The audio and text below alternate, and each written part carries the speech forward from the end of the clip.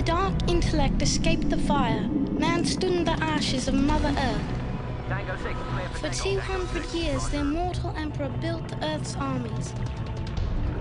But only Earth's. For people who played this game and loved it, as I did, they'll say, what do you mean this wasn't an obscure game? Like, this was amazing for the time. This is one of the best first-person shooters ever made, and I agree. But Tribes, for many people, they'll say Tribes, like, what are you talking about? Like, what even is this game?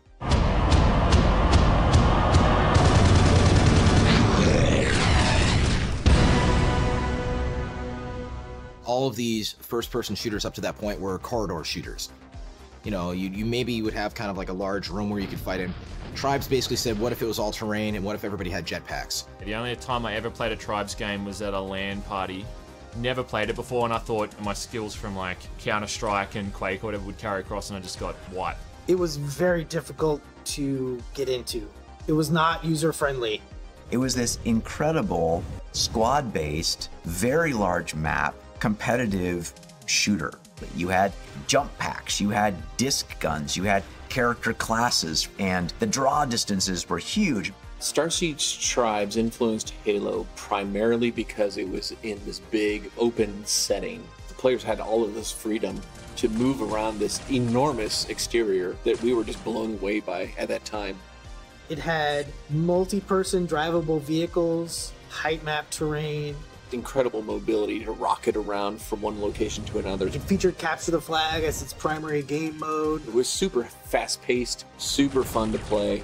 It was one of those games that I think captured our imagination. Everybody remembers the disc launcher because it's kind of the most aesthetically distinct gun, but I really like the fusion mortar. It's got this, you know, radioactive green parabolic trail. It's like a sniper grenade launcher, basically.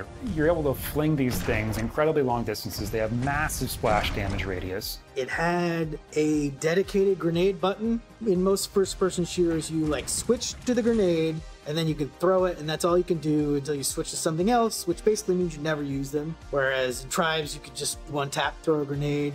Again, the movement style was so challenging and interesting and physics-driven in a way that was very novel. You had players writing guides online about how to ski, how to manage their jetpack's battery level. They stumbled into this idea of skiing, which was kind of like strafe jumping in Quake, all that kind of, you know, or lift jumping in Unreal Tournament.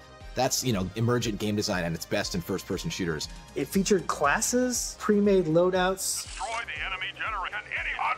It just did so many things that most shooters were not doing. I mean, I remember going like, oh my God, like what is this thing? This is amazing. And we played the heck out of it at Bungie back in the day. Tribes just deserves a lot of recognition, and it doesn't get it. I'm not sure what to attribute that to. I think Tribes had a difficult time competing. It was very innovative, but it didn't have the marketing and sales attention at Sierra. Half-Life had just consumed all the oxygen in the room. It was all just Half-Life and or Counter-Strike once Counter-Strike became a retail product.